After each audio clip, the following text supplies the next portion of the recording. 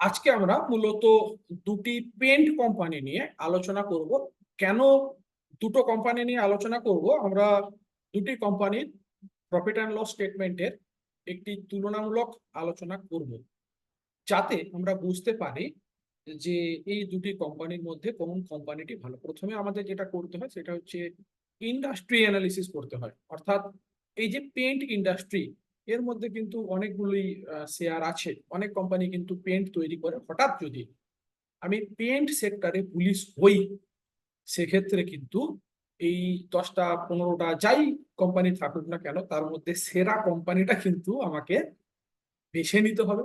এবং এই সেরা কোম্পানিটা বেছে নিয়েই কিন্তু আমাকে সেখানে ইনভেস্টমেন্টের জন্য জায়গা খুঁজে নিতে হবে। আজকে মেইনলি আমরা বার্জার পেন্টস এবং এশিয়ান পেন্টস এই দুটির একটি তুলনামূলক আলোচনা করব।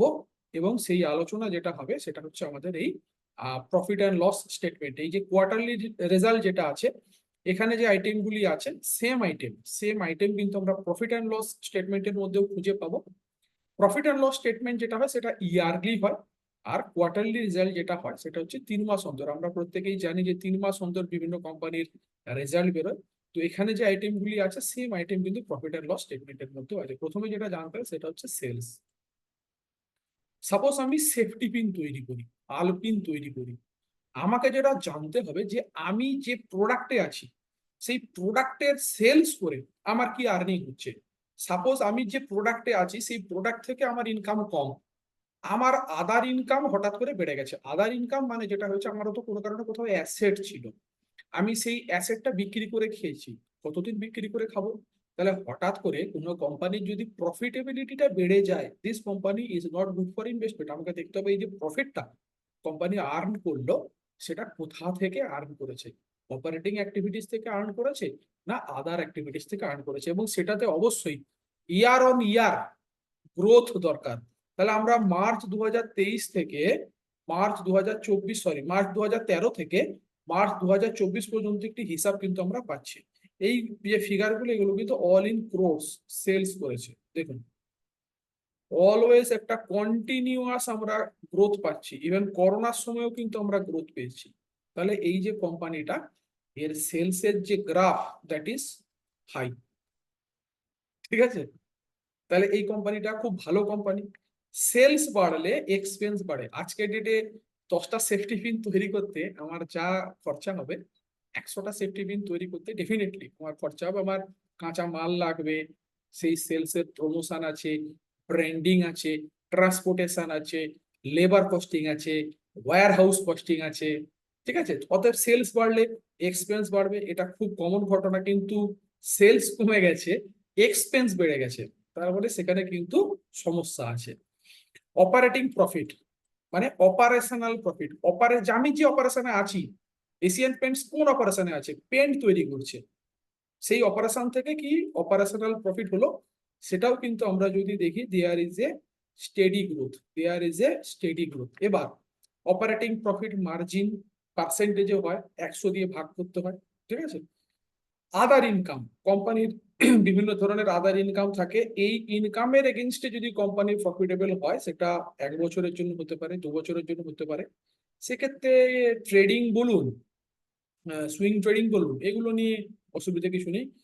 ফান্ডামেন্টাল অ্যানালিসিস শিখতে গেলে আমাদের মিনিমাম 5 থেকে 7 বছর, 10 বছরের একটা দীর্ঘমেয়াদী পরিকল্পনা নিয়ে এগোতে হবে। সেক্ষেত্রে ইন ডেপথ আমাদের বিষয়গুলি কিন্তু জানতে হবে। ইন্টারেস্ট ইকুইটি ক্যাপিটালে পে করতে হয় না, ইন্টারেস্ট পে করতে হয় ধারের টাকায়। আমরা এর আগের ভিডিওতে আমরা অ্যানালিসিস করেছিলাম যে কোম্পানি কি বরোয়িংস করেছে। ঠিক আছে? তো বরোয়িংস যদি বেশি হয়, ডেফিনেটলি তাকে ইন্টারেস্টও কিন্তু পে করতে হবে। তো আমরা একটু ব্যাকে চলে যাই, এখানে চলে আসে। আমরা যদি এই জায়গাটা দেখি, কোম্পানির কিন্তু এই দেখুন, এই যে জায়গাটা, এই বরোয়িংসও কিন্তু বেড়েছে, মানে কোম্পানি বেশি পরিমাণে ধার করেছে। যেহেতু বেশি পরিমাণে ধার করেছে, তাকে কিন্তু সুদটাও দিতে হচ্ছে। তো এই ব্যালেন্স শিট নিয়ে আমার আগের ভিডিও আছে, আপনারা চাইলে সেটা একবার দেখে নিতে পারেন। ওকে? এবার ডেপ্রিসিয়েশন যেটা হয় সেটা হচ্ছে ফিক্সড অ্যাসেটের উপরে হয়। আর অ্যামোটাইজেশন বলে একটি কথা থাকে, যেগুলো নন কারেন্ট অ্যাসেট বা আমরা ইনট্যাঞ্জিবল, মানে যেগুলোকে আমরা ছুঁতে পারি না। একটা হয় ট্যাঞ্জিবল অ্যাসেট, একটা হয় ইনট্যাঞ্জিবল অ্যাসেট, গুডউইল। একটা কোম্পানির গুডউইলও অ্যাসেট, কিন্তু সেটা আমরা টাচ করতে পারি না। কিন্তু এই যে পেন্ট তৈরি করতে যে মেশিনটা লাগে, সেই মেশিনটাকে কিন্তু আমরা টাচ করতে পারি, that is called tangible asset বা ফিক্সড অ্যাসেট।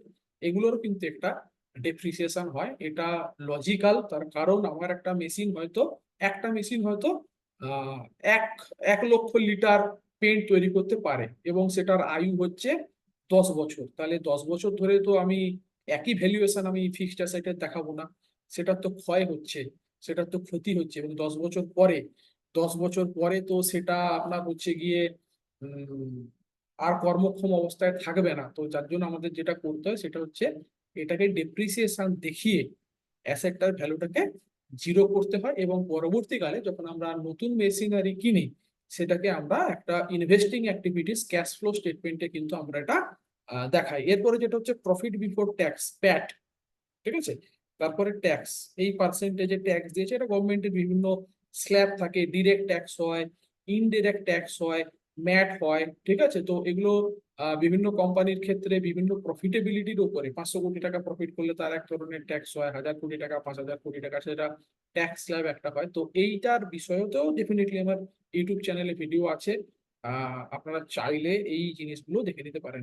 এবং এই সমস্ত কিছু বিষয় বাদ দেওয়ার পরে যেটা থাকলো, that is called net profit. আমার কনসার্নের জায়গা হচ্ছে নেট প্রফিট। ধরুন একটা কোম্পানি 10 টাকা প্রফিট করেছে, গ্রস প্রফিট, সেখানে সুদ দিয়ে দিয়েছে 8 টাকা, বেশি পরিমাণে ধার করেছে, তাহলে নেট প্রফিট হবে 2 টাকা। এই একই কোম্পানি ধার শোধ করে দিয়েছে, ইন্টারেস্টটাকে কম পে করতে হচ্ছে, বিজনেস আমার একই আছে, 10 টাকাই আমার গ্রস প্রফিট, আমি আজকের ডেটে সুদ দিলাম 2 টাকা, তাহলে নেট প্রফিট হলো কিন্তু 8 টাকা। এই কারণেই আমরা খুঁজি ডেপ্ট ফ্রি কোম্পানিজ কোনগুলো, ঠিক আছে, ডেপ্ট রিডাকশন কোন কোন কোম্পানিগুলো করেছে, সেগুলো এই স্ক্রিনারের মধ্যে আছে। আমরা আমাদের স্টুডেন্টসদের সঙ্গে ইন ডিটেল এই বিষয়গুলো নিয়ে আলোচনা করি। এগুলো খুবই ইন্টারেস্টিং বিষয়, খুবই ইন্টারেস্টিং বিষয়। আপনারা যদি এই বিষয়গুলো কমপ্লিটলি, কারণ একটা ছোট ভিডিওর মধ্যে আমি তো পুরো জিনিসটা আপনাদেরকে শেখাতে পারবো না, যদি ইন ডেপথ আপনারা বিষয়গুলো শিখতে চান, ডেফিনেটলি আমাদের অনলাইন অফলাইন ক্লাসেস অ্যাভেলেবেল আছে, আপনারা কিন্তু আমাদের সঙ্গে যোগাযোগ করতে পারেন। এবার হচ্ছে ইপিএস, আর্নিং পার শেয়ার, ঠিক আছে, শেয়ার প্রতি কোম্পানির ইনকাম, এটা কিন্তু প্রচুর পরিমাণে বেড়ে গেছে, ঠিক আছে। এটার যে ফর্মুলা সেটা হচ্ছে net profit divided by number of outstanding share. আমি 1,000 টাকা ইনকাম করেছি, আমার বাজারে ধরুন 100টা শেয়ার ছাড়া আছে, তাহলে আমার নেট প্রফিট মানে ইপিএস, আর্নিং পার শেয়ার, যেটা সেটা হলো 10 টাকা। এই প্রফিটটা আমার কমে গেছে, আমি 800 টাকা প্রফিট করেছি, আমার বাজারে শেয়ার ছাড়া আছে ধরুন 100 পিসি, তাহলে আমার ইপিএস, আর্নিং পার শেয়ার যেটা হলো সেটা হলো 8 টাকা। এর ওপর বেস করে আমাদের পি ফর্মুলা, ঠিক আছে, প্রাইস টু আর্নিং রেশিও আমাদের একটা বের করতে হয়, তার একটা মেট্রিক্স আছে, কত পি হলে স্টক ভালো হয়, কত পি হলে স্টকটা ওভার প্রাইসড হয়, সেগুলো আছে। মানে চিপ চিপ স্টকের প্রাইস, মানে কোন কোন স্টক গুলো চিপ, কোন কোন স্টক গুলো এক্সপেন্সিভ, এগুলোর একটা কিন্তু ফর্মুলা আমাদের আছে। ওকে, এবার হচ্ছে ডিভিডেন্ড পে আউট। এই কোম্পানি যেটা আছে সেটা হচ্ছে এই হারে ডিভিডেন্ড দিচ্ছে, এটা কিন্তু ফেস ভ্যালুর উপর হয়, নট সিএমপি, কারেন্ট মার্কেট প্রাইসের উপরে কিন্তু হয় না, ঠিক আছে, এটা ফেস ভ্যালুর উপরে হয়। এই কোম্পানিটা 58% ডিভিডেন্ড পে করছে, তার মানে দেখতে হবে যে কোম্পানির ফেস ভ্যালুটা কি আছে। আমাদের এখানে কোম্পানির ফেস ভ্যালু দেখতে হবে, কোম্পানির ফেস ভ্যালু যেটা আছে সেটা হচ্ছে 1 টাকা। মানে কোম্পানি কোনো এক সময় স্প্লিট করেছিল, নর্মালি ফেস ভ্যালু যেটা হয় সেটা 10 টাকা স্প্লিট করেছিল, 1 টাকার আপনার হচ্ছে 58%। এটা নিয়ে কনফিউশন ছিল, আগে যেটা হতো ডিভিডেন্ড পার্সেন্টেজ ডিক্লেয়ার করতে হতো, এখন সেবির যা রুল এসছে ডিভিডেন্ড পার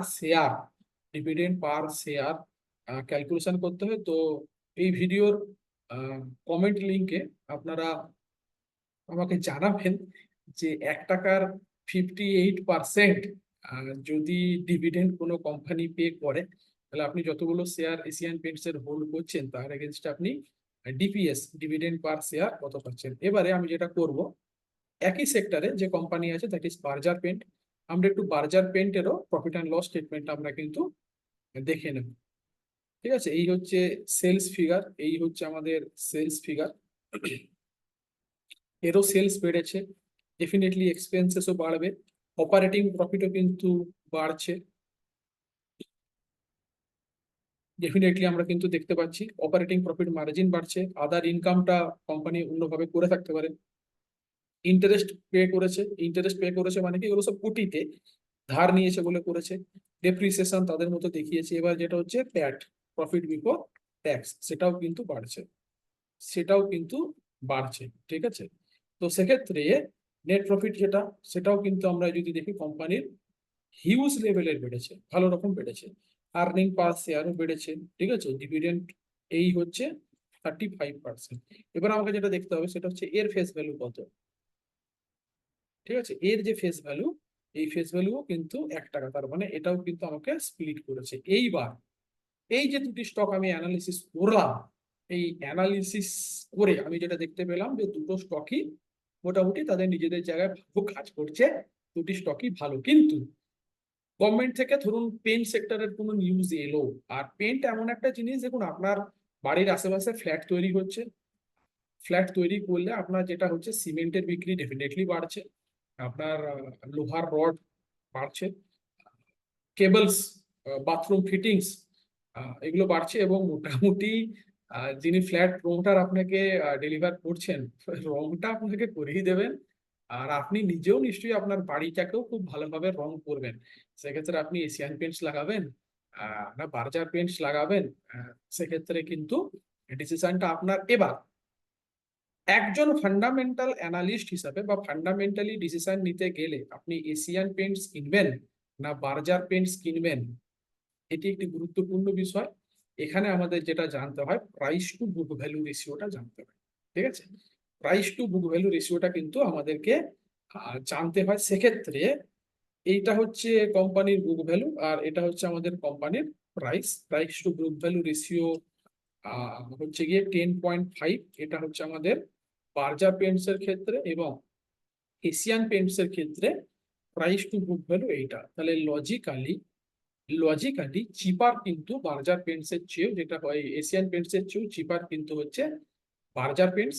এই একটা প্যারামিটারের উপর বেস করে যদি আমি পেন্ট ইন্ডাস্ট্রিতে ইনভেস্ট করি, আমি চুজ করব বার্জার পেন্টসকে। কিন্তু তার আগে আরো বিভিন্ন ধরনের ক্রাইটেরিয়া আছে, কারণ টেকনিক্যাল অ্যানালিসিস অনেকটা ইজি, ফান্ডামেন্টাল অ্যানালিসিস ডেফিনেটলি খুব জটিল একটি বিষয়। এটা থরলি থরলি কিন্তু আমাদেরকে বিষয়টা জানতে হয়। এই বিষয় নিয়ে ইন ডেপথ আমাদের ক্লাসে শেখানো হয়। আমাদের একটি কোর্স রিয়েল কম্বো কোর্স, আমরা এখানে যেটা করি সেটা হচ্ছে আপনার basic, advance, fundamental, option buying, option selling, এই বিষয়ে ইন ডিটেলস কিন্তু আমরা ক্লাস কন্ডাক্ট করি। এরকম নয় যে আপনাদেরকে একটা ছোট কোর্সের মধ্যে অ্যাডমিশন করিয়ে দিয়ে তারপরে বলা হলো যে এরপরে যদি আপনি এই বড় কোর্সটা না করেন তাহলে আপনি সাকসেসফুল হবেন না। আমরা এই কারণেই, বাজারে কম্বো কোর্স আপনি অনেক পাবেন, কিন্তু আমরা এই কারণেই এটার নাম দিয়েছি রিয়েল কম্বো কোর্স। যদি আপনারা ইন্টারেস্টেড হন বা যদি ভিডিওটা ভালো লেগে থাকে, অবশ্যই কমেন্ট বক্সে লিখবেন। যদি অ্যাডমিশন কেউ আপনারা নিতে চান, ডেসক্রিপশন সেকশনে আমার নাম্বার দেওয়া আছে, আপনারা আমার সাথে ফোনেও যোগাযোগ করতে পারেন। Okay, so thank you, thanks for watching.